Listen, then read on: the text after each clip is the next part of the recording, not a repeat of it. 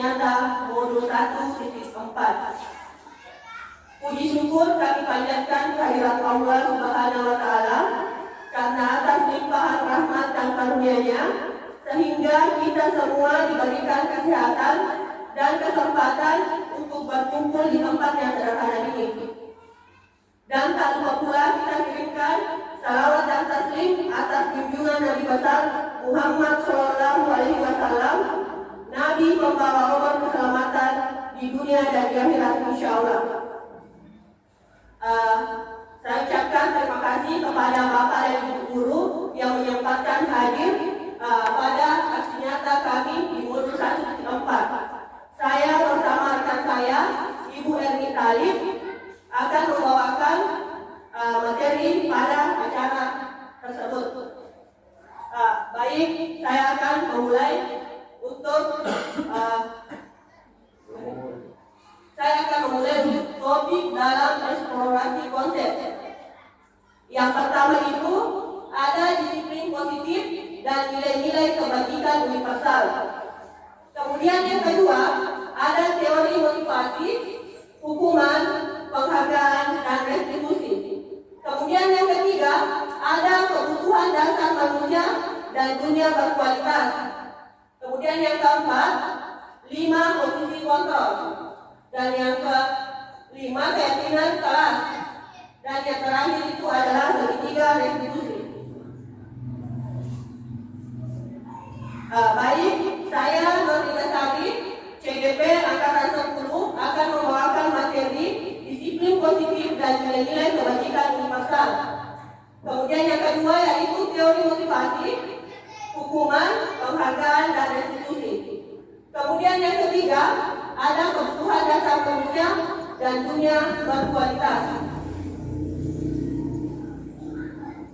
Ya, dalam pembelajaran dengan paradigma baru, pembelajaran dengan paradigma baru merupakan pembelajaran yang dirancang berdasarkan prinsip pembelajaran berdiferensiasi, sehingga para peserta didik belajar sesuai kebutuhannya, berdasarkan tahap perkembangan sesuai teori psikologi modern untuk mewujudkan profil pelajar Pancasila.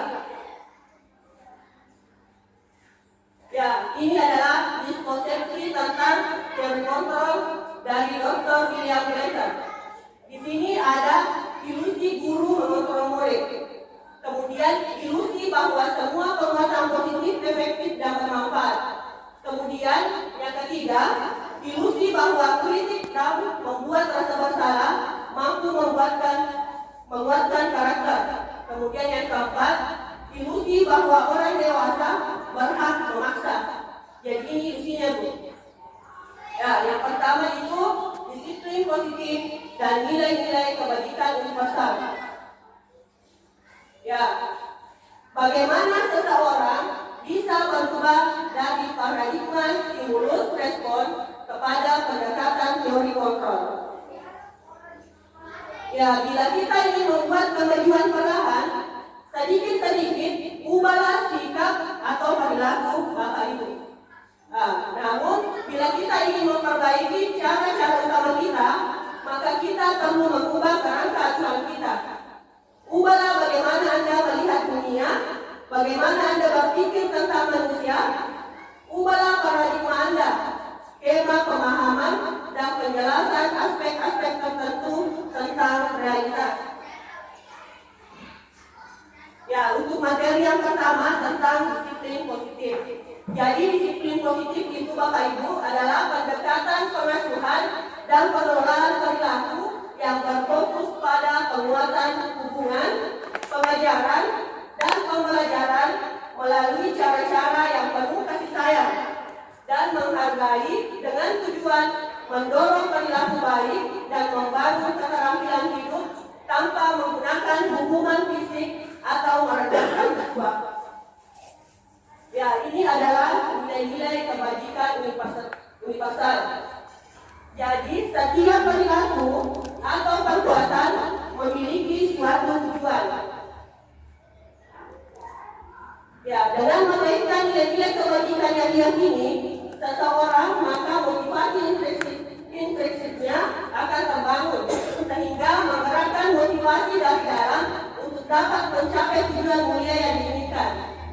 Ya, ada pun nilai-nilai kebajikan. Yang pertama, beriman, bertakwa kepada Tuhan Yang Maha Esa, dan berakhlak mulia. Kemudian, yang kedua, mandiri. Yang ketiga, bernalar kritis. Keempat, berkebinekaan global, bergotong royong, dan kreatif. Ya, kita masuk pada teori motivasi, hukuman, dan penghargaan serta restitusi. Ya, jadi ini Bapak Ibu, teori motivasi perilaku manusia. Jadi yang pertama itu, untuk menghindari ketidaknyamanan atau hukuman, apa yang akan terjadi apabila saya tidak melakukannya? Ini adalah motivasi eksternal.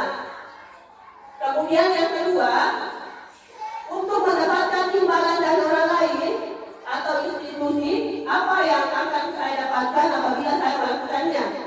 Ini adalah motivasi eksternal. Kemudian yang ketiga, untuk menghargai diri sendiri, saya akan menjadi orang yang seperti apa bila saya melakukannya. Ini adalah motivasi internal. Ya, ini Ibu adalah didukung oleh penghargaan. Jadi misalnya kita menghukum anak-anak kita, maka ini adalah contohnya. Misalnya kita memberikan penghargaan kepada anak kita agar nilainya lebih baik. Sebaliknya itu, ternyata itu penghargaan dapat menurunkan kualitas. Kemudian penghargaan dapat mematikan kreativitas. Kemudian penghargaan mengurangi motivasi intrinsik. Ya, ini adalah contoh-contoh kalimat dihukum oleh penghargaan. Yang pertama itu penghargaan menurunkan kualitas. Maksudnya di sini, siswa itu dihukum oleh penghargaan karena setelah dinobatkan sebagai siswa teladan, ia menjadi malas belajar dan nilai-nilainya pun merosot. Penghargaan tersebut membuat siswa merasa sudah mencapai puncak prestasi, sehingga kehilangan motivasi untuk terus berusaha. Ya, kemudian yang kedua, penghargaan mematikan kreativitas. Maksudnya di sini, siswa yang selalu mendapat penghargaan sebagai murid teladan mulai kehilangan semangat untuk belajar lebih giat. Karena mereka sudah berada di puncak prestasi dan akibatnya nilai mulai menurun. Penghargaan tersebut membuat siswa merasa puas diri dan tidak lagi termotivasi untuk belajar keras. Kemudian yang ketiga, penghargaan mengurangi motivasi intrinsik. Maksudnya di sini, setelah siswa menerima penghargaan sebagai siswa paling rajin, dia mulai belajar hanya untuk mendapat penghargaan dari Bapak Ibu, bukan karena ketertarikan pada pelajaran itu sendiri. Penghargaan menyebabkan siswa belajar demi penghargaan, bukan karena minat pribadi. Jadi Bapak Ibu, kalau kita memberikan penghargaan kepada siswa kita, itu bukan untuk meningkatkan prestasi mereka, karena itu hanya berjalan dalam jangka pendek. Ya, ini adalah contoh pertanyaan reflektif. Jadi Bapak Ibu nanti silakan menjawab pertanyaannya. Yang pertama, IPA kurang menguasai pelajaran matematika, sehingga pada saat pelajaran tersebut berlangsung, dia lebih banyak berdiam diri atau menggambar di buku pelajarannya. Pada saat guru matematikanya, Pak Seno, menanyakan pertanyaan, IPA menjadi gugup dan tak sengaja menjatuhkan tasnya dari kursi, serta tiba-tiba menjadi gugup pada saat berupaya menjawab.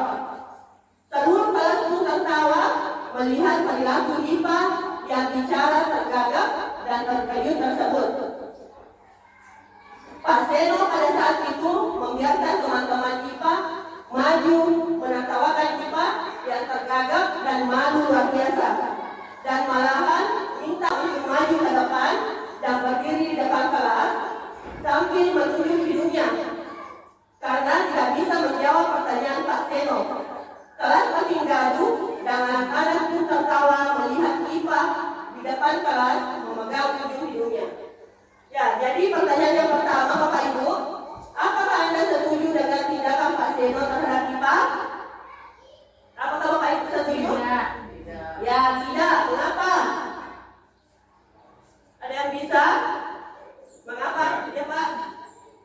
ini adalah membunuh atau mengurangi semangat belajar kepada anak karena dipermalukan di depan kelas teman-temannya.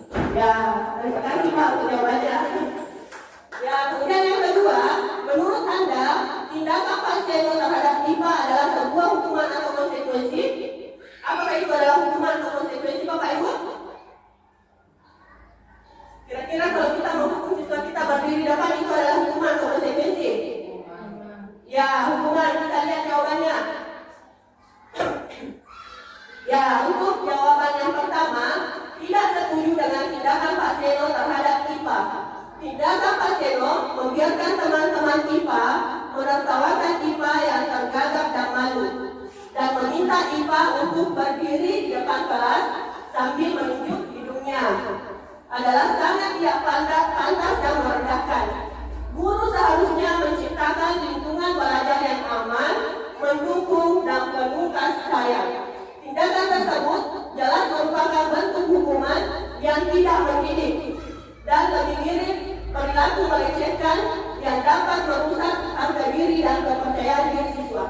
Ya, jadi Bapak Ibu itu adalah termasuk hukuman. Kita lihat nomor 2, tindakan Pak Seno terhadap IPA adalah hukuman. Hukuman adalah tindakan yang dimaksud untuk menghukum atau menegur seseorang atas tindakan yang dianggap salah atau melanggar peraturan. Dalam kasus ini, Pak Seno menggunakan situasi tersebut untuk menghukum IPA dengan meminta dia untuk berdiri di depan kelas sambil menunjuk hidungnya sebagai akibat dari ketidakmampuan menjawab pertanyaan. Namun, hukuman semacam ini tidak sesuai dalam konteks pendidikan yang seharusnya memberikan konsekuensi dan didasarkan pada peraturan dan kesepakatan yang telah disetujui bersama untuk menciptakan lingkungan yang mendukung pertumbuhan dan pembelajaran siswa.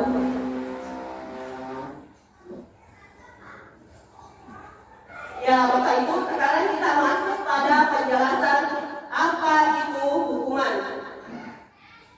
Ya, hukuman bersifat tidak terencana atau tiba-tiba, Bapak Ibu.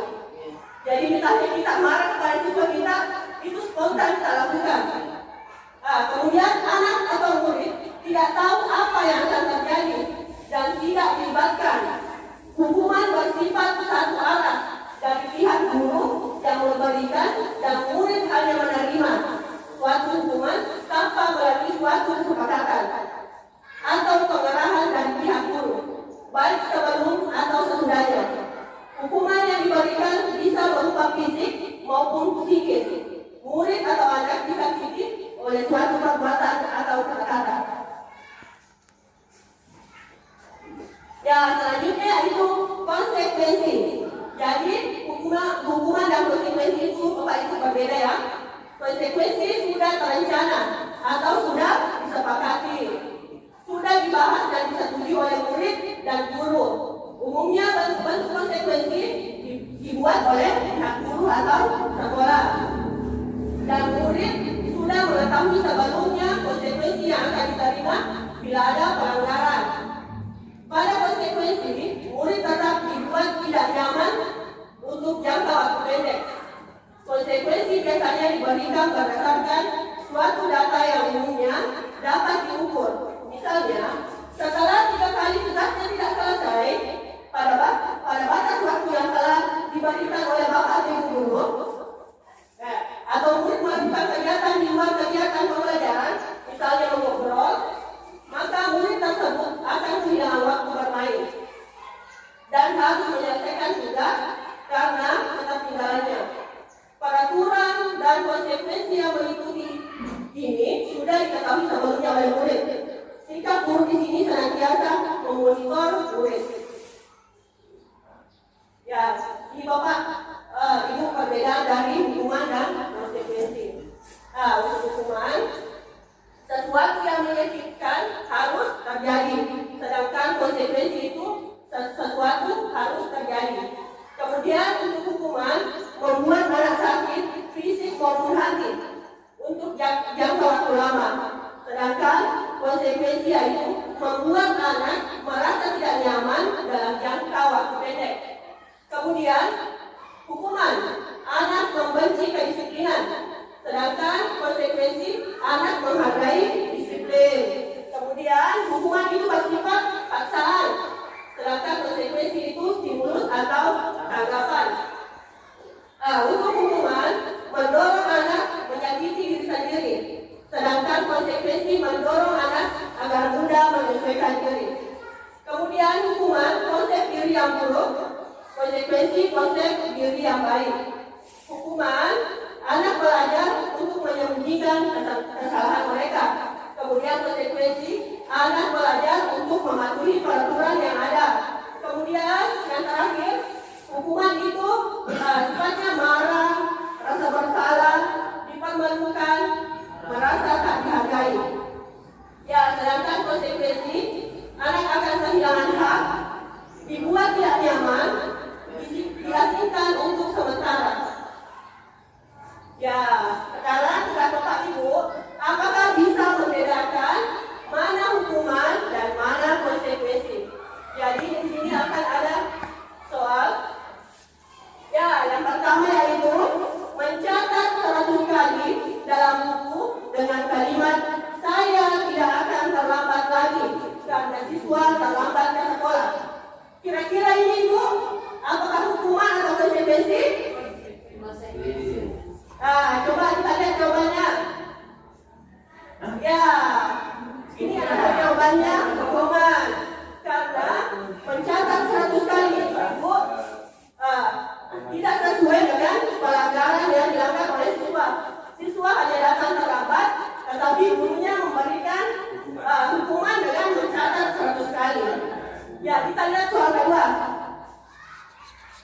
Membersihkan tumpahan air di meja tulis karena tidak sengaja tersenggol saat belajar. Ini hukuman atau konsekuensi? Ya, coba kita lihat. Ya, konsekuensi. Karena mereka bertanggung jawab atas apa yang telah dilakukan. Kemudian yang terakhir, nomor 3, lari mengelilingi lapangan basket sebanyak 2 kali karena terlambat mengikuti pelajaran PJOK. Apakah ini termasuk hukuman atau konsekuensi? Ya, Ibu.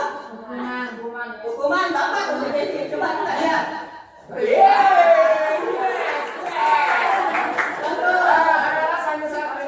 Ini adalah konsekuensi. Di sana dia ada satu karena ini adalah pelajaran PJOK, maka kalau dikasih suatu kegiatan lari keliling di lapangan 2 kali, maka itu bisa dianggap sebagai pembelajaran untuk pemanasan di dalam melakukan pelajaran inti. Iya. Sekian saja, Ibu. Iya, coba kita lihat Bapak. Ya, betul apa yang dikatakan oleh Bapak. Karena ini melanggar pelajaran PJOK dan dia tadi tidak melakukan pemanasan, jadi konsekuensinya adalah dia harus lari mengelilingi lapangan. Ya, sekarang setelah tadi kita mempelajari apa itu hukuman, apa itu konsekuensi, ya solusinya itu ada pada restitusi. Jadi kita dengar dulu apa itu restitusi. Jadi restitusi adalah proses menciptakan kondisi bagi murid untuk memperbaiki kesalahan mereka, sehingga mereka bisa kembali pada kelompok mereka dengan karakter yang lebih kuat. Restitusi juga merupakan proses kolaboratif yang mengajarkan murid untuk mencari solusi untuk masalah mereka dan membantu murid berpikir tentang orang seperti apa yang mereka inginkan dan bagaimana mereka harus memperlakukan orang lain.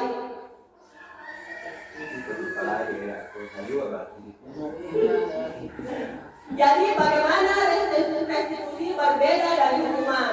Jadi restitusi itu Bapak Ibu berbeda dari hukuman dalam beberapa hal.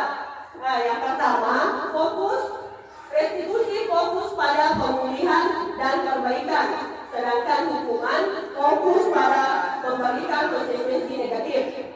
Tujuannya, restitusi bertujuan untuk mengejarkan tanggung jawab dan meningkatkan hubungan, sementara hukuman seringkali bertujuan untuk mencegah perilaku buruk melalui konsekuensi negatif.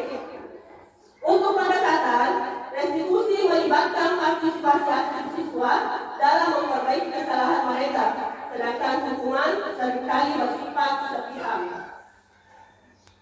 Ya, baik, kita masuk pada 9 ciri-ciri restitusi.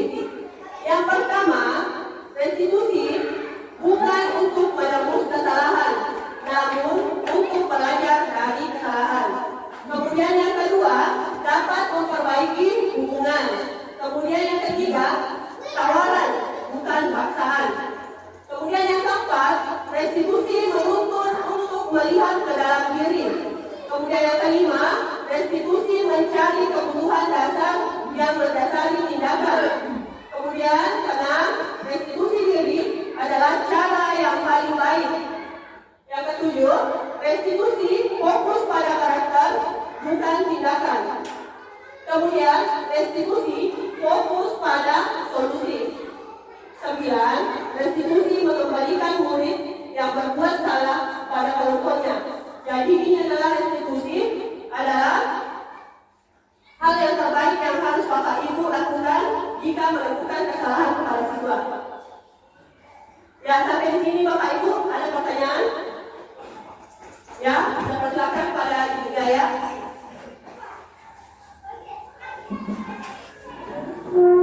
Baik, terima kasih atas kesempatan yang diberikan.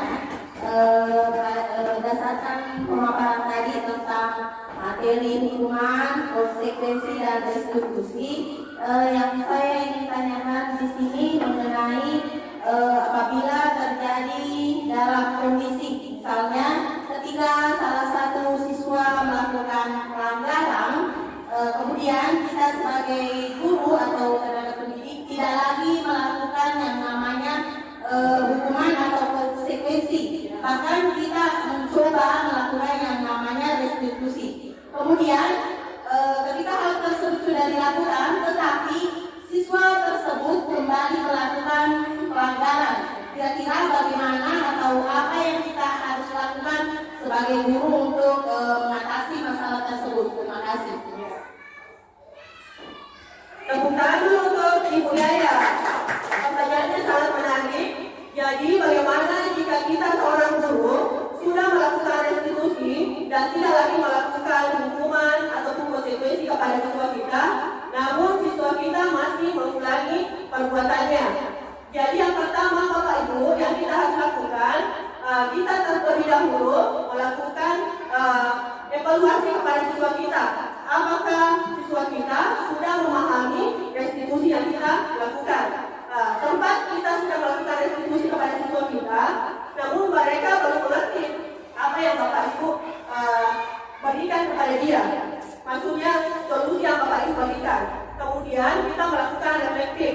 Kita tanya kembali kepada siswa kita, apa alasan mereka, apa masalah mereka melakukan kesalahannya secara berulang.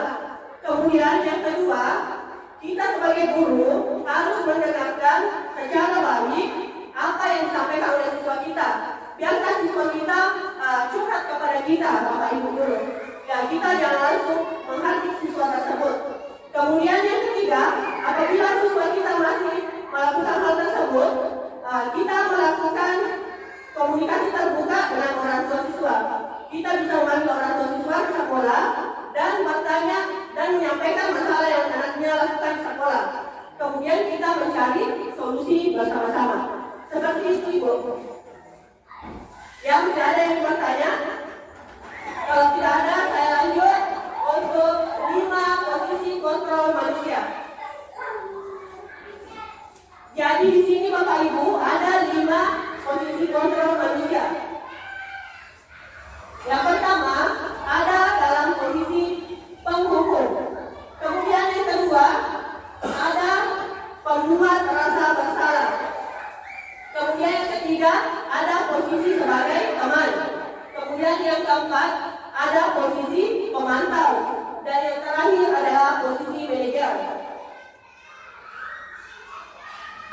Ya, yang pertama kita bahas adalah posisi kontrol sebagai posisi penghukum. Dalam posisi ini, individu yang memiliki kontrol berusaha untuk memaksa atau mengancam seseorang untuk mengikuti perintah atau aturan. Pendekatan ini didasarkan pada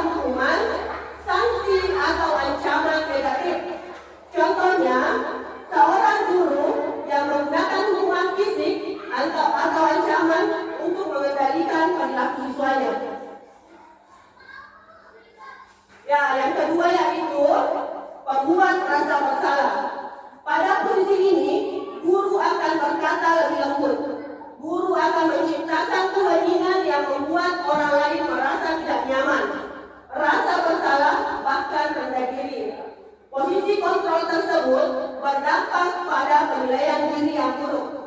Murid akan merasa bersalah dan tidak dihargai.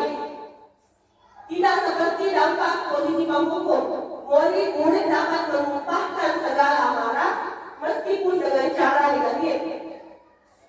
Murid dengan perasaan tertekan seperti ini dan tiba-tiba dapat meletus amarahnya sehingga dapat menyakiti diri bahkan orang lain. Jadi contohnya Bapak Ibu di situ tadi untuk posisi pembuat rasa bersalah, biasa itu kita sebagai guru ingin tidak menghukum siswanya, tetapi membuat siswa kita merasa bersalah. Misalnya, apakah kamu tidak kasihan dengan ibu? Nah, jadi seolah-olah siswa itu merasa bersalah dengan dirinya. Nah, dan dampak negatifnya seperti itu. Ya, dalam posisi ini biasa sering terjadi pada kita Bapak Ibu guru, yaitu posisi teman. Ya, jadi pada posisi kontrol ini, guru tidak akan menyakiti murid, namun akan tetap berupaya mengontrol melalui persuasi. Guru akan bersikap akrab, berkata ramah, dengan gestur merapat pada murid dan tersenyum jenaka. Dampak posisi kontrol ini dapat positif dan negatif. Untuk positifnya, dapat menjalin hubungan baik antara guru dan murid, sedangkan negatifnya akan muncul rasa ketergantungan murid terhadap gurunya. Di samping itu, murid akan merasa dikecewakan apabila suatu saat guru tidak dapat membantunya. Hal lain yang dapat timbul, yakni murid akan berlaku baik hanya kepada guru tertentu dan akan berlaku semaunya jika bersama guru lain. Ya, untuk posisi kontrol yang keempat, yaitu guru sebagai pemantau. Ketika mengawasi, guru bertanggung jawab atas perilaku murid-murid yang diawasi. Posisi pemantau berdasarkan peraturan-peraturan dan konsekuensi. Dengan menggunakan sanksi atau konsekuensi, guru dapat memisahkan hubungan pribadi dengan murid. Posisi tersebut berawal dari teori stimulus respon yang menunjukkan tanggung jawab guru dalam mengontrol murid. Seorang pemantau sangat mengandalkan perhitungan, catatan, dan data yang dapat digunakan sebagai bukti atas perilaku seseorang. Akibat dari posisi kontrol ini, murid memahami sanksi yang harus dijalankan karena telah melanggar salah satu tata tertib atau peraturan sekolah. Misalnya, anak-anak kita ribut di dalam kelas, maka kita akan memantau siswa kita. Yang ribut akan saya catat. Ya, jadi kita dalam posisi ini berada dalam posisi pemantau, selalu mengawasi siswa kita. Dan yang terakhir adalah posisi manajer. Posisi di mana guru melakukan sesuatu bersama murid, mempersilahkan murid mempertanggungjawabkan perilakunya, mendukung murid agar dapat menemukan solusi atas permasalahan sendiri. Pada posisi ini, murid diajak untuk menganalisis kebutuhan sendiri maupun kebutuhan orang lain. Di sini, penekanan bukan pada kemauan membuat konsekuensi, namun bagaimana dapat berkolaborasi dengan murid dalam memperbaiki kesalahan yang telah dilakukan. Dengan memposisikan diri sebagai manajer akan berdampak negatif bagi penguatan watak atau karakter murid. Ya, ini adalah contoh-contoh kalimat dalam posisi kontrol Bapak Ibu. Jadi untuk penghukum, posisi kontrol penghukum, kata-kata yang biasa keluar yaitu patuhi aturan saya atau awas. Kemudian kamu selalu saja salah. Selalu, pasti selalu yang terakhir selesai. Jadi itu adalah kata-kata untuk penghukum. Untuk membuat orang merasa bersalah, contohnya yaitu ibu sangat kecewa sekali dengan kamu. Berapa kali bapak harus memberitahu kamu ya? Gimana coba kalau orang tua kamu tahu kamu berbuat begini? Untuk teman, ayo bantulah demi bapak atau ibu ya. Ayo ingat tidak bantuan bapak selama ini. Ya sudah, kali ini tidak apa-apa. Nanti ibu bantu bereskan. Ya, untuk pemantau, peraturannya apa? Apa yang telah kamu lakukan? Sanksi atau konsekuensi apa? Sedangkan untuk kalimat manajer, ya kita bertanya apa yang kita yakini, kita kembali pada keyakinan kelas kita. Kemudian, apakah kamu meyakininya? Jika kamu meyakininya, apakah kamu bersedia memperbaikinya? Jika kamu memperbaiki ini, hal ini menunjukkan apa tentang dirimu? Apa rencana kamu untuk memperbaiki hal ini? Jadi, dari 5 posisi kontrol di atas Bapak Ibu, kalimat yang baik digunakan yang mana Bapak Ibu? Posisi kontrol? Ya, manajer. Jadi kita usahakan Bapak Ibu kita menggunakan posisi manajer dalam menangani kasus pendanaan kita. Ya, kita masuk pada quiz. Siswa tidak memakai atribut lengkap saat upacara bendera. Dan kira-kira untuk yang pertama, hormat pada bendera selama 1 jam itu termasuk posisi apa Bapak Ibu? Ya, penghukum. Kemudian yang kedua, berapa kali ibu harus memberitahu kamu selalu saja mengecewakan ibu. Masuk posisi? Ya, membuat masalah. Kita lihat jawabannya. Ya, betul. Ini termasuk kata-kata untuk posisi kontrol penghukum. Kemudian ini adalah posisi membuat rasa bersalah. Untuk yang ketiga, kamu sudah melanggar peraturan sekolah. Kamu tahu konsekuensinya. Setelah upacara, kamu beri atributnya dan jangan diulangi lagi. Masuk pada apa Ibu? Apakah masuk pada teman, pemantau?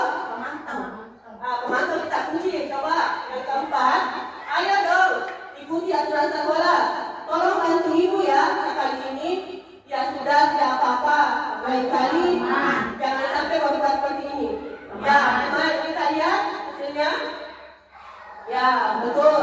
Kalimat ini adalah pemantau. Kemudian kalimat nomor 4 adalah teman. Dan yang terakhir, apakah kamu tahu kesalahanmu?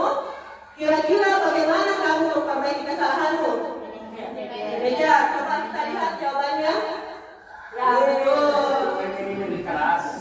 Ini adalah manajer. Ya, untuk sesi ini Bapak Ibu, apakah ada yang ingin bertanya? Ya, silakan Bu Rahma. Assalamualaikum warahmatullahi wabarakatuh. Waalaikumsalam warahmatullahi wabarakatuh. Terima kasih atas kesempatannya. Saya langsung saja. Yang ingin saya tanyakan di sini adalah apa saja langkah-langkah kita sebagai guru untuk bisa menerapkan posisi kontrol manajer dalam kelas. Terima kasih. Ya, terima kasih Bapak Ibu. Untuk pertanyaan Ibu Rahma, yaitu bagaimana langkah-langkah kita untuk menerapkan posisi kontrol manajer di dalam kelas kita. Jadi yang pertama, Bapak Ibu, kita melakukan pendekatan terlebih dahulu dengan siswa kita. Jadi kita menjalin hubungan yang baik dengan siswa kita. Kemudian yang kedua, kita melibatkan siswa kita untuk ikut membuat yang namanya keyakinan kelas.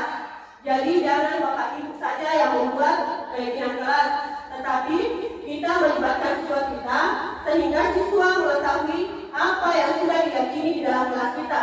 Sehingga ketika siswa kita membuat kesalahan, kita dapat menerapkan posisi manajer dalam kelas kita.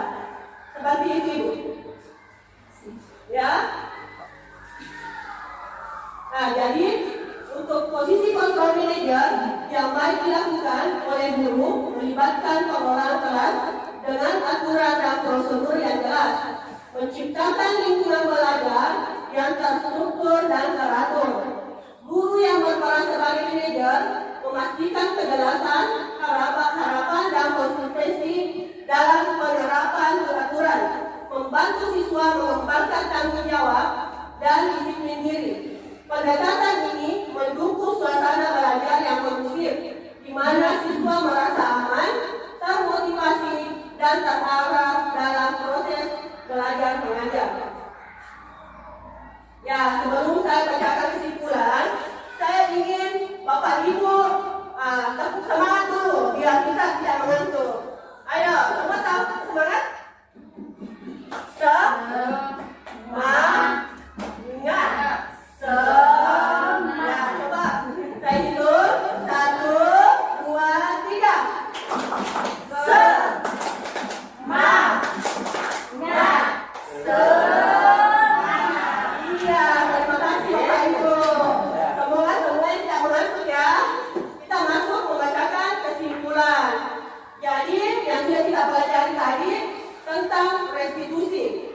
Jadi restitusi merupakan proses kolaboratif yang mengajarkan murid untuk mencari solusi untuk masalah mereka dan membantu murid berpikir tentang orang seperti apa yang mereka inginkan dan bagaimana mereka harus memperlakukan orang lain.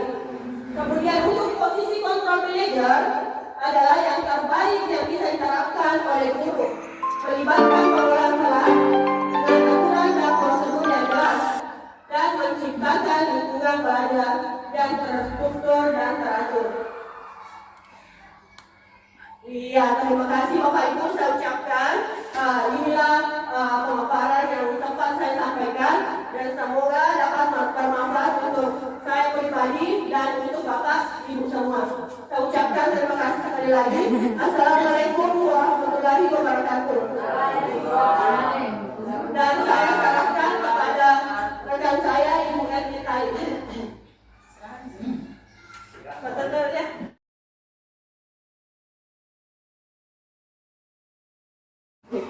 Bismillahirrahmanirrahim. Assalamualaikum warahmatullahi wabarakatuh. Waalaikumsalam warahmatullahi wabarakatuh.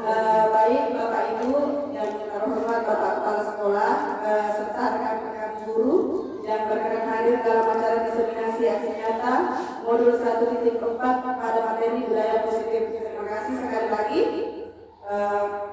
Kemudian tadi sudah dijelaskan oleh Ibu Indah ada 3 materi yang dijelaskan tadi oleh Ibu Indah itu tentang kebutuhan dasar manusia dan dunia berkualitas. Kemudian disiplin positif dan nilai-nilai kebajikan universal. Kemudian materi yang kedua yang disampaikan oleh Ibu Indah yaitu teori motivasi, hukuman, penghargaan, dan restitusi. Kemudian yang ketiga yaitu 5 posisi kontrol. Nah, pada kesempatan ini saya Erni Talib sebagai calon guru penggerak angkatan 10 akan melanjutkan materi. Adapun materi yang akan saya bawakan yaitu kebutuhan dasar manusia dan dunia berkualitas. Kemudian materi yang kedua yaitu keyakinan kelas. Materi yang ketiga adalah segitiga restitusi. Nah, untuk materi pertama yaitu 5 kebutuhan dasar manusia dan dunia berkualitas. Jadi manusia itu membutuhkan 5 kebutuhan dasarnya. Ini kebutuhan dasar. Jadi yang pertama yaitu kebutuhan untuk bertahan hidup atau survival. Kemudian yang kedua, manusia itu butuh kebebasan. Ya, manusia butuh kebebasan. Yang ketiga, manusia butuh kasih sayang dan rasa diterima. Kemudian yang keempat, manusia butuh penguasaan atau power.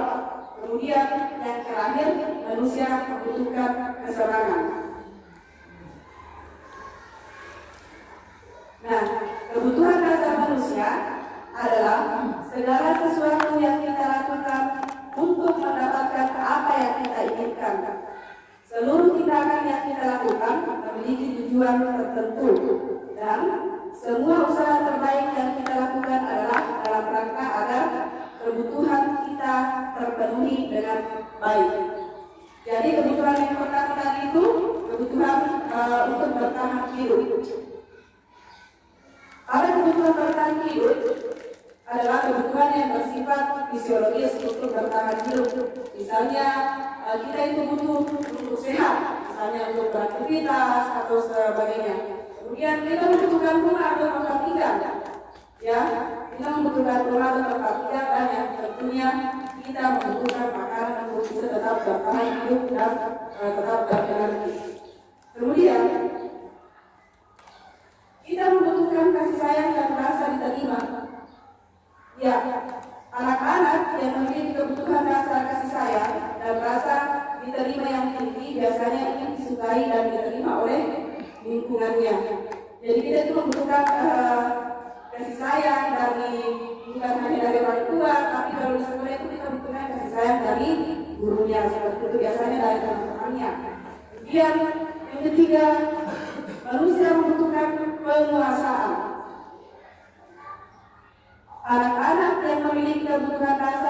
penguasaan yang tinggi biasanya selalu ingin menjadi pemimpin. Nah, ini biasa terjadi dalam kelas atau maupun di luar kelas. Mereka juga suka mengamati sebelum mencoba hal baru dan merasa kecewa bila melakukan kesalahan. Jadi Bapak Ibu ini sering sekali ditemukan di dalam kelas. Contohnya misalnya kalau peringkatnya menurun, ada yang menangis, ya seperti itu. Kemudian mereka juga biasanya rapi dan sistematik dan selalu ingin mencapai yang terbaik. Pokoknya dia selalu ingin tampil sempurna di antara yang lain. Kemudian kebebasan. Anak-anak dengan kebutuhan kebebasan yang tinggi menginginkan pilihan. Mereka perlu banyak bergerak, suka mencoba-coba, tidak terlalu terpengaruh orang lain, dan senang mencoba hal baru dan menarik. Ini paling banyak yang kita temui juga di kelas.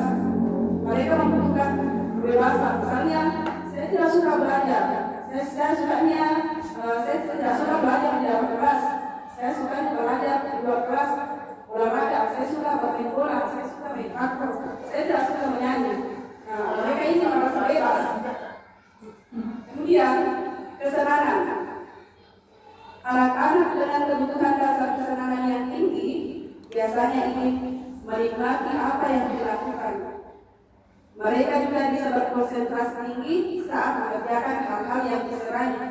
Misalnya tadi dia sedang main takbir misalnya, berarti dia menikmati apa yang dia lakukan. Ya. Nah, ini contoh identifikasi kebutuhan kesenangan. Misalnya anak-anak berkata, aku senang main kejar-kejaran dengan ibu guru karena seru. Nah, berarti dia senang.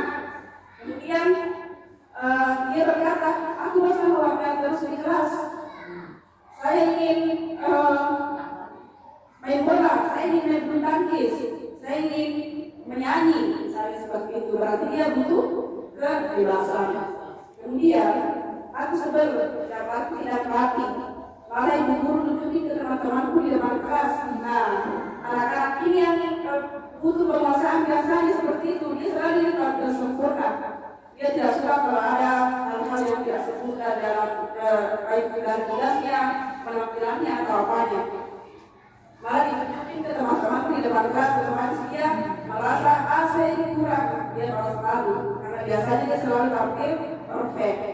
Kemudian ibu guru tidak menyapa hari ini, padahal aku pakai ini rambut baru. Nah, ini anak-anak biasanya begini. Biasanya cari perhatian dari gurunya atau temannya. Ya, cinta dan kasih sayang biasanya seperti itu. Ini diperhatikan. Nah, untuk materi yang pertama ini ada dua tulis nantinya. Kita akan coba menjawab dari Bapak Ibu. Saya bacakan soalnya. Saat proses pembelajaran berlangsung, ibu guru menjelaskan materi matematika. Namun, seorang murid tidak memperhatikan apa yang disampaikan oleh gurunya. Murid tersebut malah asik menggambar dan mewarnai.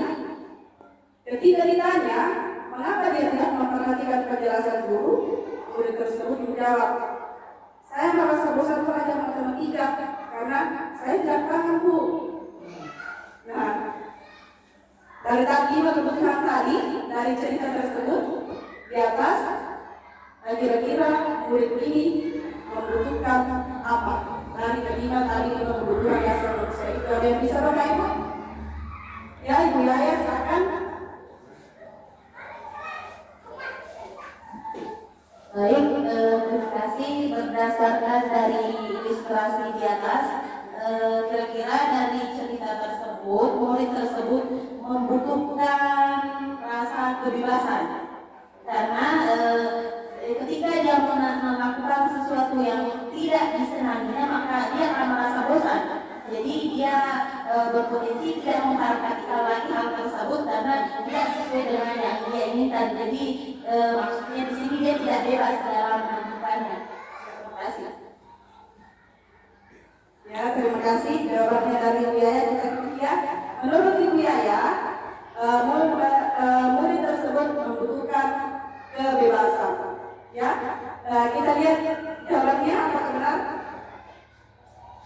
Iya, betul. Dulu. Iya, penekanannya tadi di rasa bosan. Jadi siswa tersebut ingin merasa bebas, dia ingin menggambar karena penjelasan matematika itu biasanya memang kebanyakan dari murid merasa kurang senang. Terlebih lagi kalau mereka tidak paham, jadi dia merasa bosan. Akhirnya dia menggambar dan mewarnai. Oke? Kita lanjut ke pertanyaan yang kedua. Seorang murid mondar-mandir berjalan ke hadapan gurunya, berharap dia disapa. Namun, guru tersebut tidak mempedulikan muridnya, sehingga membuat dia merasa sedih dan curhat kepada temannya. Dia memberitahu temannya, ibu guru tidak melihat aku hari ini. Padahal aku sedang memakai tas baru hadiah dari ayah. Nah, dari cerita di atas, kira-kira murid tersebut membutuhkan apa? Dari dasar kebutuhan manusia tadi, kira-kira murid tersebut membutuhkan apa? Yang bisa Bu, Pak?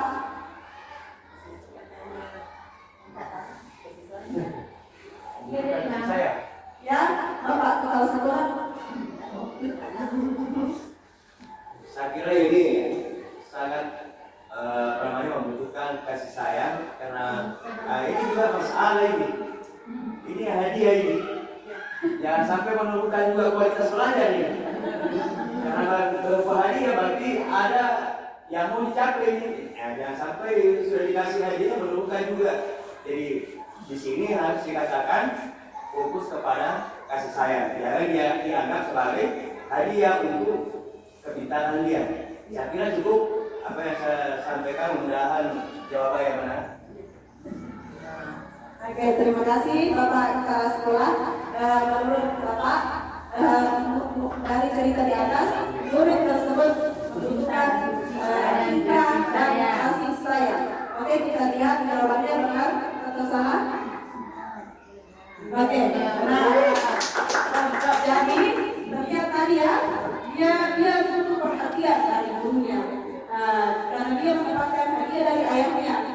Biasanya kalau memang sering jumpai dalam lingkungan anak-anak itu, kalau ada barang-barang barunya, mereka senang kalau ada yang menegurnya seperti itu. Maka dia membutuhkan cinta dan kasih sayang. Oke, kita lanjut. Ya, setelah materi 5 kebutuhan dasar manusia, kita pindah ke materi keyakinan keras. Nah, mengapa keyakinan keras? Mengapa bukan peraturan keras? Seperti yang kita lihat selama ini di dalam kelas, termasuk saya sebelum mengikuti CDPT, di dalam kelas itu masih terpajang peraturan kelas.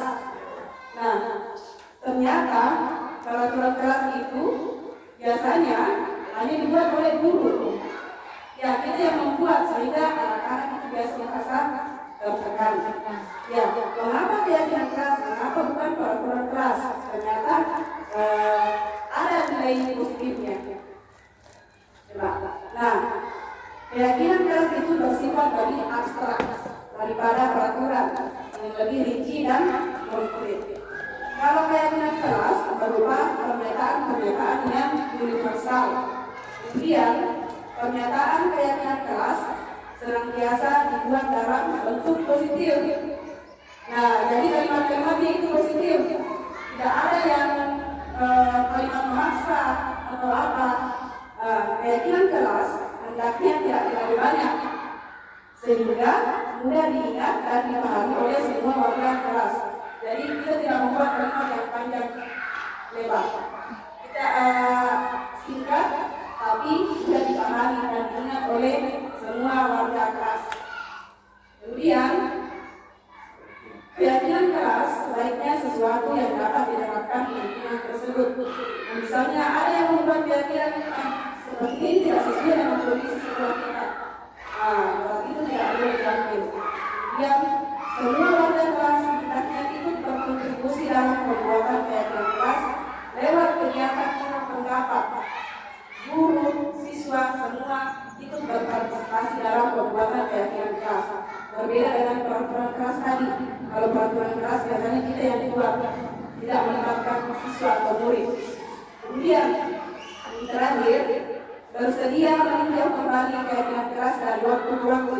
Nah, artinya ketika kelas kita sudah menjalankan keyakinan keras itu beberapa bulan lah di awal semester.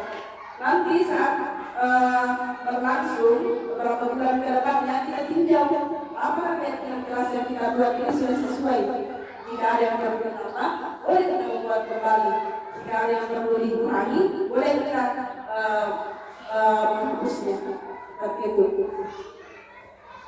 Nah, langkah-langkah dalam membuat keyakinan keras.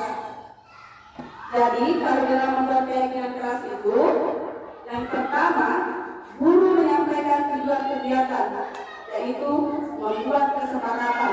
Kita membuat kesepakatan dulu. Jadi saya anggaplah saya sebagai guru, bapak ibu guru sebagai murid saya. Kemudian guru kembali ke kelompok dan berdiskusi tentang nilai dan kebiasaan apa yang ingin kita wujudkan di kelas kita agar tempat belajar yang nyaman dan menyenangkan. Misalnya nilai integritas, tanggung jawab, apalagi religius, dan seperti itu. Kemudian setiap kelompok secara bergantian menyampaikan hasil diskusi kelompoknya dan menempelkannya di kertas karton yang telah disediakan di papan tulis. Ini proses pembuatan keyakinan. Kemudian guru bersama siswa membahas tentang poin-poin yang diusulkan dan menyeleksi poin-poin tersebut menjadi kesepakatan kelas. Dari kesepakatan kelas dibuat dengan kalimat yang jelas, positif, dan mudah dipahami. Jadi kita bikin satu kata saya dulu. Misalnya tanggung jawab, kita bikin lagi kesepakatannya. Nanti dibuat lagi kalimat, satu kali menjadi satu kalimat. Kemudian itu yang menjadi keyakinan keras. Kemudian kesepakatan keras yang telah disusun ditulis ulang di kertas karton dan disetujui bersama-sama dan perwakilan kelompok menandatangani kesepakatan keras. Kesepakatan keras dan membuat poster agar mudah dilihat dan diingat oleh semua siswa. Jadi Bapak Ibu, ini kita akan mempraktikkan bisa mungkin 2 atau 3 keyakinan keras. Kita akan mempraktikkan untuk membuat keyakinan keras bukan aturan ya. Jadi yang pertama, nilai-nilai apa yang ingin kita capai. Misalnya tanggung jawab. Misalnya nilai tanggung jawab ya. Berarti kita membuat satu. Kita mulai dari kalimat negatif dulu. Kalimat negatif baru nanti kita ubah menjadi kalimat positif. Kira-kira dari Bapak Ibu ada yang bisa menyampaikan satu kalimat negatifnya, kemudian nanti kita ubah menjadi kalimat positif. Ya, silakan Bapak Ibu ada. Ya, Ibu Rama silakan. Silakan ya, biar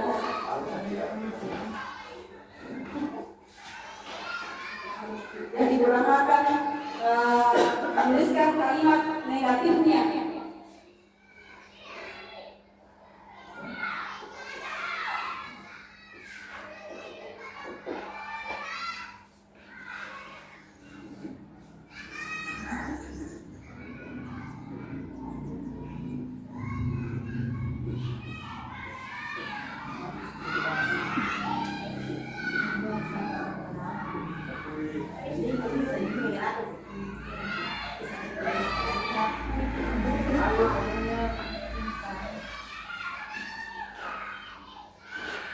Oke, Ibu Rama menulis kalimat negatif dilarang membuang sampah sembarangan.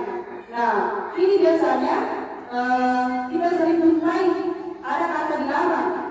Berarti itu terlalu menekan ya. Ini kita mau ubah menjadi kalimat positif. Kira-kira dari kata dilarang membuang sampah sembarangan, apa kira-kira kalimat negatifnya? Ya, Ibu Rama silakan.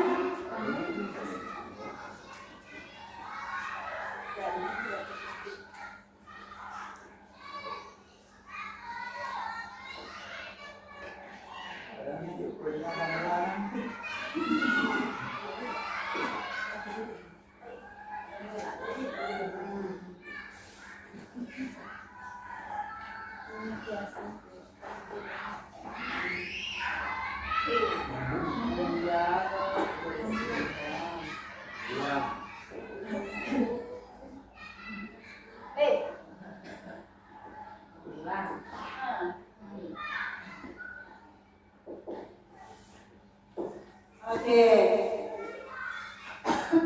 Jadi kalimat negatif yang dituliskan adalah dilarang membuang sampah sembarangan. Nah ini biasanya termasuk dalam peraturan ya. Kemudian setelah dirubah menjadi kalimat positif, maka terciptalah kalimat ini. Mari menjaga kebersihan dan membuang sampah pada tempatnya. Kira-kira Bapak Ibu, yang mana yang lebih enak didengar atau dibaca? Yang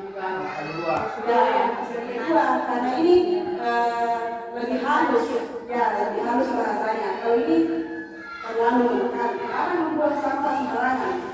Nah, kemudian ini sudah bisa menjadi keyakinan keras.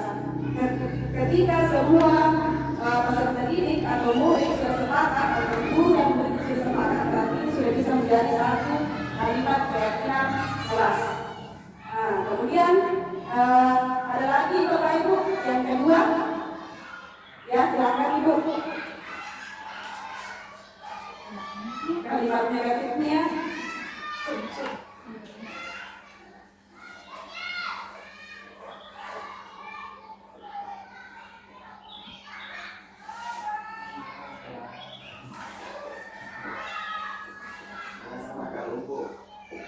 Oke, kalimat negatifnya dilarang berkata kasar.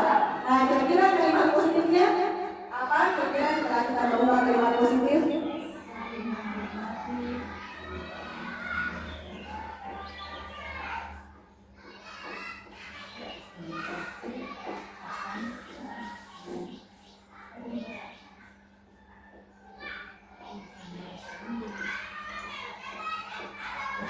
Iya, terima kasih. Tepuk tangan dulu untuk ibunya. Nah, dari kalimat negatifnya, ibu menuliskan dilarang berkata kasar. Setelah dirubah menjadi kalimat positif, dia lebih halus dan lebih mudah dipahami. Mari saling menghormati dan menghargai. Nah, ketika kita sudah saling menghargai orang lain, otomatis kita tidak akan berkata kasar lagi. Saling menghormati dan menghargai. Kemudian masih ada ini sudah bisa diberi ya, anggaplah kita sudah punya diri, berarti kita sudah mengambil dua keyakinan keras, sudah dua keyakinan keras yang akan kita pikirkan untuk keras. Kemudian masih bisa ditambahkan satu. Dilarang. Ya. Oh ya, tahu nanti Bapak kepala sekolah. Ya. Masalahnya. Dilarang. Dilarang apa Pak? Dilarang ribut. Oh dilarang ribut. Dilarang ribut. Ya dilarang ribut. Kalimat positifnya? Positif ya, bersikap tenang saat pembelajaran Bersikap tenang saat pembelajaran berlangsung. Oke. Bersikap tenang saat pembelajaran berlangsung. Oke, terima kasih Bapak Ibu sudah berpartisipasi dalam contoh membuat keyakinan keras. Jadi ada strategi yang bisa kita sepakati di sini. Apakah kita semua sudah sepakat ya? Oke, kita lanjut. Nah, ini adalah contoh dokumentasi dari proses pembuatan keyakinan keras. Yang pertama itu guru menyampaikan tujuan kegiatannya apa yang akan kita lakukan hari ini. Kemudian guru menjelaskan bahwa kita akan membuat sebuah keyakinan keras.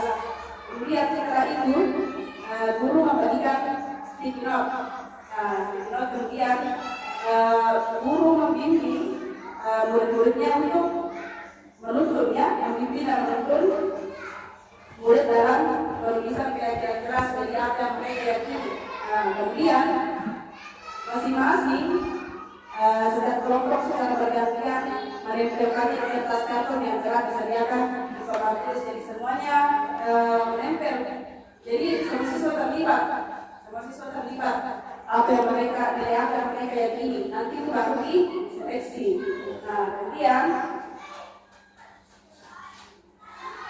Nah, kemudian usulan keyakinan kelas. Sudah ada beberapa yang ditampilkan. Ada beberapa usulan, misalnya dari 10 siswa ada 10 juga usulan. Kemudian dari 10 itu biasanya ada yang sama, ada yang berbeda. Kita menyeleksi yang mana yang sesuai dengan kebutuhan kelas kita. Kemudian keyakinan kelas yang telah diseleksi ditempel di kertas karton. Nah, ini. Setelah itu ada yang namanya pengesahan. Jadi anak-anak yang sudah membuat keyakinan itu ada persetujuan dari mereka, ya, dengan cara menandatangani. Nah, ini adalah contoh keyakinan kelas yang saya buat di kelas 3. Ada hadir di sekolah dan kelas tepat waktu. Kemudian nilai kebajikannya itu disiplin dan komitmen. Kemudian yang kedua, berdoa sebelum dan setelah pembelajaran. Nah, itu termasuk dalam integritas dan kesyukuran nilai kebajikannya. Kemudian bertanggung jawab mengerjakan tugas piket. Itu nilai kebajikannya masuk di kebersihan dan gotong royong. Kemudian bersikap tenang saat pembelajaran berlangsung. Itu masuk keterbukaan dan pengendalian diri. Kemudian saling menghormati dan menghargai, bersikap sopan, saling menghormati dan menghargai, itu nilai kebajikannya empati, kesopanan, dan toleransi. Kemudian bertanggung jawab mengerjakan tugas piket, ya sudah pasti itu nilai kebajikannya adalah tanggung jawab. Nah, sampai di sini Bapak Ibu, apakah ada yang ingin ditanyakan ataukah masukan, saran dari materi yang saya katakan? Ya, silakan Bu Siti.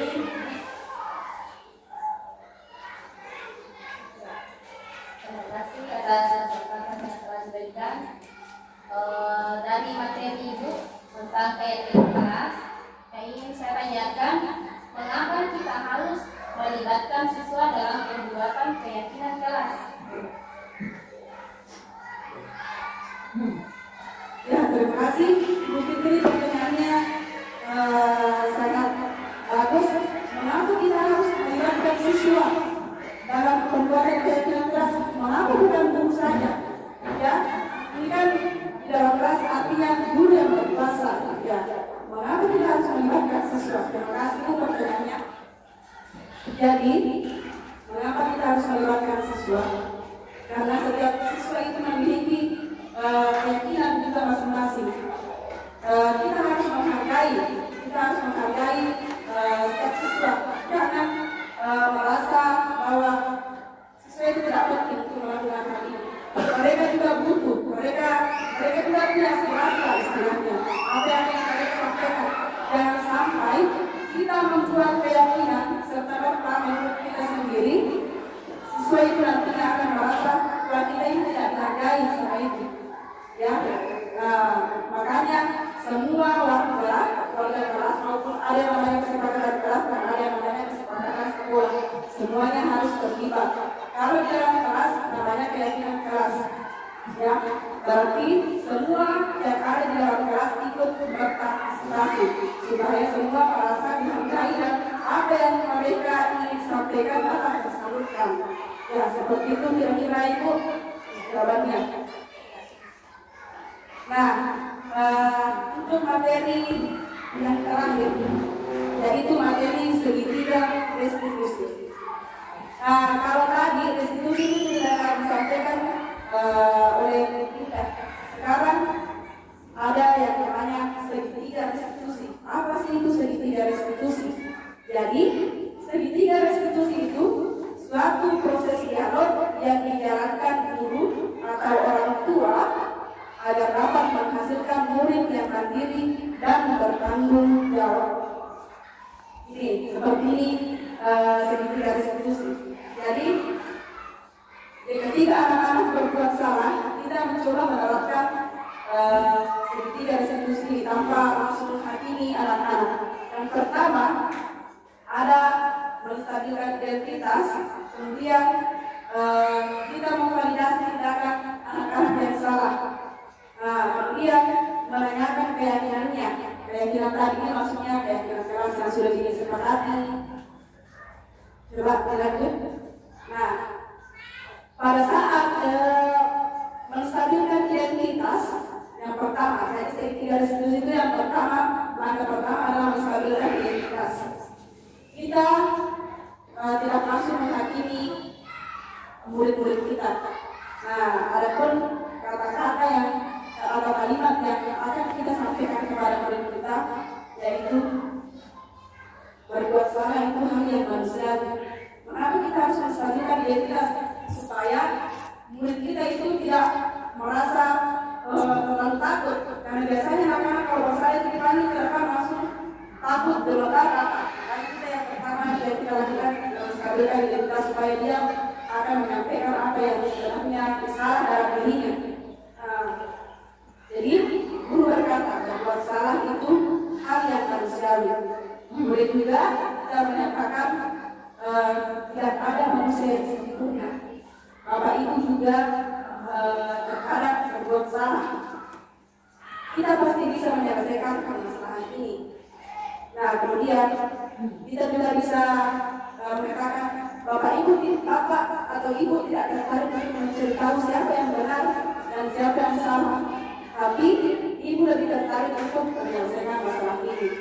Kemudian, kalau kamu menyalahkan dirimu sendiri terus-menerus, apakah kamu bersikap baik kepada dirimu sendiri? Karena biasanya juga ada anak-anak, iya Bu, saya salah, saya menyalahkan diri sendiri. Itu juga akan berdampak negatif pada dirinya. Kemudian, validasi tindakan yang salah. Nah, ini membantu murid mengenali basic atau kebutuhan dasar yang ingin dipenuhinya ketika melakukan kesalahan itu. Pada dasarnya, setiap tindakan manusia tujuannya adalah memenuhi kebutuhan dasar. Apakah itu penguasaan, kebebasan, kasih sayang, dan rasa diterima, kesenangan, atau bertahan hidup. Pada fase ini, validasi tindakan yang salah, guru bisa melontarkan kalimat-kalimat berikut. Kamu bisa saja kan melakukan hal yang lebih buruk dari itu, tapi kamu tidak melakukannya. Contohnya kamu sampai memukul temanmu atau yang lebih parah lagi dari itu. Kamu pasti punya alasan kan mengapa kamu melakukan hal tersebut. Kemudian apa yang penting bagi kamu? Kenapa kamu melakukan itu? Kamu boleh tetap berusaha menjaga sikap itu, tapi tambahkan sikap yang lain yang baru. Kemudian, maukah kamu belajar cara lain untuk mendapat yang kamu butuhkan tanpa harus memukul? Misalnya, apakah kamu bisa melakukan dengan lebih baik besok lagi? Nah, itu adalah contoh kalimat validasi tindakan yang salah. Kemudian, yang terakhir, menanyakan keyakinan anak melakukan kesalahan tersebut. Anak melihat kesalahannya dihubungkan dengan norma sosial dan nilai-nilai yang mendasari manusia berinteraksi dengan orang lain. Guru bisa berkata dalam menanyakan keyakinan kelas ini, apa nilai-nilai yang kita percaya di kelas atau sekolah kita? Makanya tadi ada pembuatan keyakinan kelas di awal. Kemudian nilai-nilai universal apa yang telah kita sepakati? Kelas yang ideal itu seperti apa sih? Kamu ingin dia seperti apa? Apa yang kamu rasakan ketika kamu melakukan itu? Nah, kamu menjadi orang yang seperti apa? Jadi semua kalimatnya itu tidak ada yang menekan. Jadi kita betul-betul bertanya dengan kata-kata yang memancing siswa untuk mengakui kesalahannya, kemudian ingin berubah. Nah, ini adalah contoh urutan kalimat restitusi. Yang pertama, menstabilkan identitas. Seperti yang tadi, di sini ada kalimat-kalimatnya berbuat salah tidak apa-apa, tak ada manusia yang sempurna. Kemudian validasi tindakan yang salah. Ya sudah saya sebutkan dia menanyakan keyakinannya. Lanjut. Nah, ini saya sudah mencoba menerapkan contoh penerapan segitiga restitusi di dalam kelas. Jadi ada kasus, ini kasusnya seperti ini. Pada saat ulangan harian berlangsung, tiba-tiba Andi Kairen bertengkar dengan Halil yang duduk di sebelah mejanya. Andi Kairen marah, mengejek, menggebrak meja dan melontarkan kata-kata kasar kepada Halil karena marah dituduh mencontek oleh Halil. Hal tersebut membuat suasana kelas menjadi gaduh dan membuat proses ulangan menjadi terganggu dan kurang kondusif. Nah, pada saat kejadian itu, saya memanggil Andi Kairen. Nah, berikut adalah dialog penerapan segitiga restitusi yang saya lakukan. Nah, ini adalah dialognya.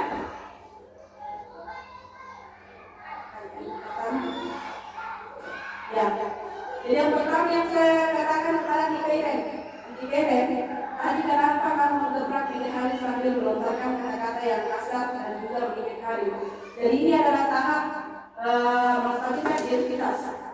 Jadi tidak langsung saya marahin, kamu tuh memang harus sekali nakal begini. Ya, tidak.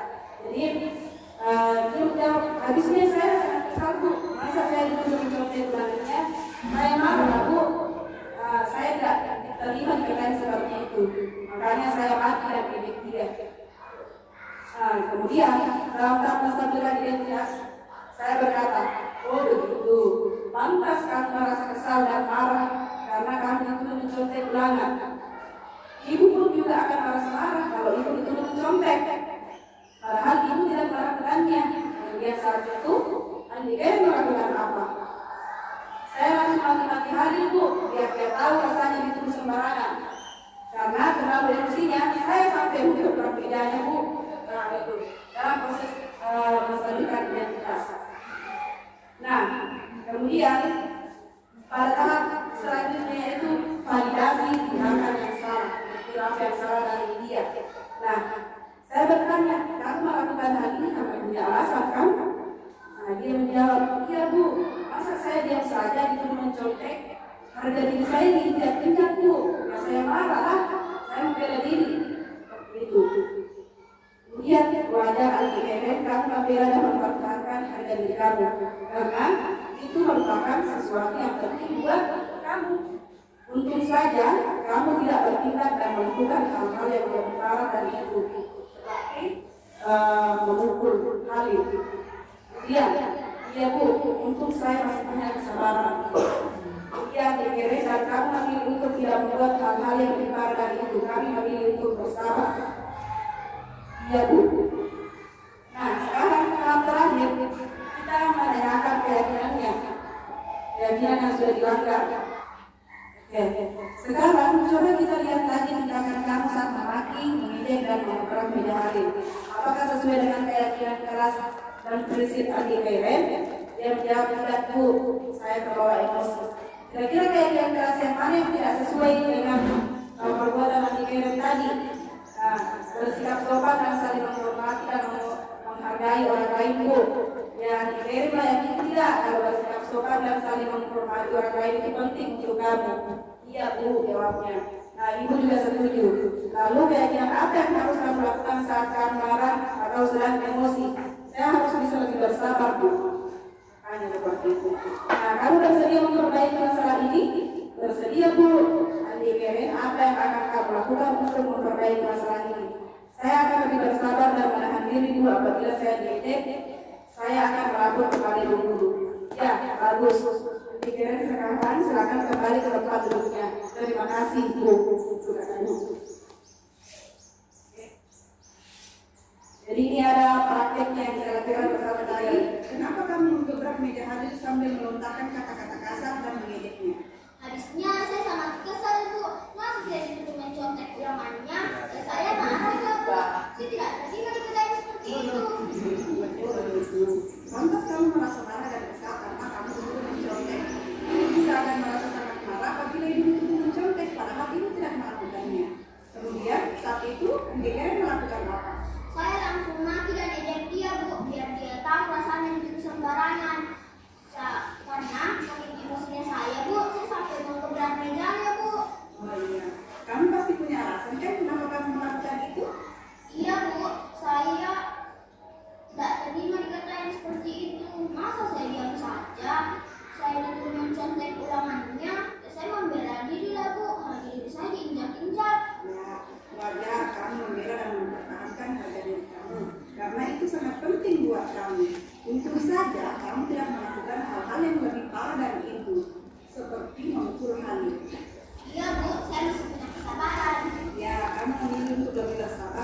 bertindak lebih parah dari itu.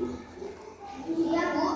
Nah sekarang coba kita lihat tindakan ibu saat mengejek, memaki, dan mendobrak meja hadir. Apakah itu sesuai dengan keyakinan kelas kita dan prinsip PKN? Tidak, Bu. Saya terbawa emosi. Nah, kira-kira keyakinan kelas yang mana yang tidak sesuai dengan perbuatan PKN tadi? Berbuat baik, bersikap sopan dan santun, serta menghormati dan menghargai orang lain, Bu.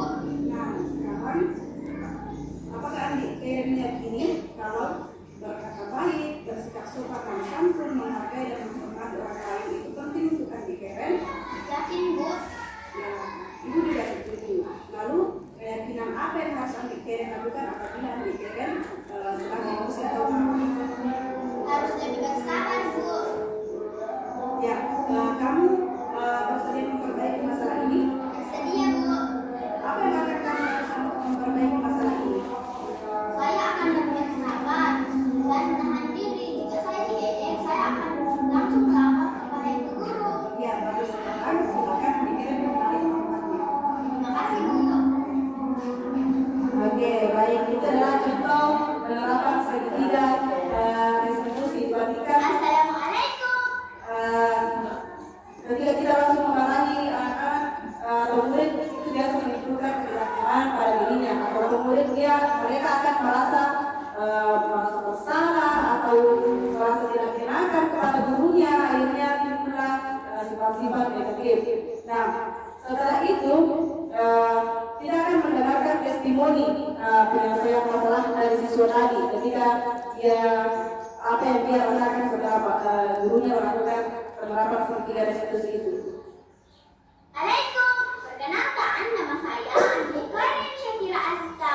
Saya adalah siswi kelas 3. Saya senang berdiskusi dengan ibu guru untuk menyelesaikan masalah yang saya alami dengan baik.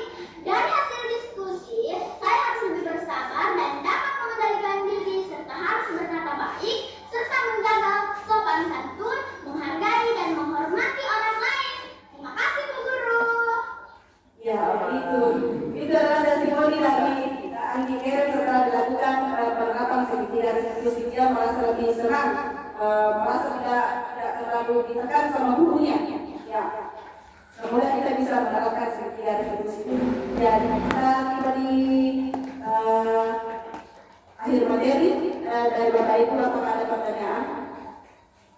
Ya, silakan Bu. Baik, terima kasih untuk kesempatan yang kesekian kalinya dari pemaparan materi tadi. Yang ingin saya tanyakan kali ini adalah bagaimana caranya atau kiatnya supaya saya bisa menerapkan segitiga restitusi ini di kelas, mengingat selama ini sangat sulit untuk melakukan hal tersebut di kondisi kelas yang setiap harinya kita laksanakan. Ya, sekian. Ya, terima kasih Bu, pertanyaannya bagus sekali. Jadi terkadang kita itu terbawa emosi ya ketika siswa kita berbuat kesalahan, tiba-tiba kita menghakimi. Nah, kira-kira apa yang dapat kita lakukan supaya kita keluar dari zona itu, untuk berusaha lagi memperbaiki kalimat kita terhadap siswa supaya siswa tidak merasa tertekan atau apa ya. Yang pastinya yang pertama itu adalah kesadaran diri dari kita sebagai pendidik bahwa anak-anak ini memiliki mental. Jangan sampai ketika kita menghardik, mencaci maki murid atau bahkan sampai menghukum fisik tanpa mendengarkan penjelasannya, itu akan berdampak sangat tidak baik bagi mereka. Bisa-bisa murid ini akan membenci kita. Misalnya, kenapa saya sebagai guru kelas 3, saya sangat tidak senang dengan guru kelas 3 ini. Dia memukul saya atau dia mencaci maki saya tanpa bertanya dulu apa sebenarnya penyebabnya. Nah, ketika dua anak itu ada melakukan pertengkaran atau ada melakukan kesalahan, sebaiknya kita bertanya dengan baik apa alasannya mereka melakukan. Mereka pasti punya alasan. Ya, jangan sampai kita berusaha urusan mentalnya, bisa jadi dia akan lebih bisa membenci temannya, lebih membenci temannya. Gara-gara kamu saya dipukul sama ibu guru, gara-gara kamu saya dihati, saya dicaci maki, saya tidak terima seperti itu. Makanya seperti itu, saya kira seperti itu. Ya, kita tiba di kesimpulan dalam penerapan program disiplin positif.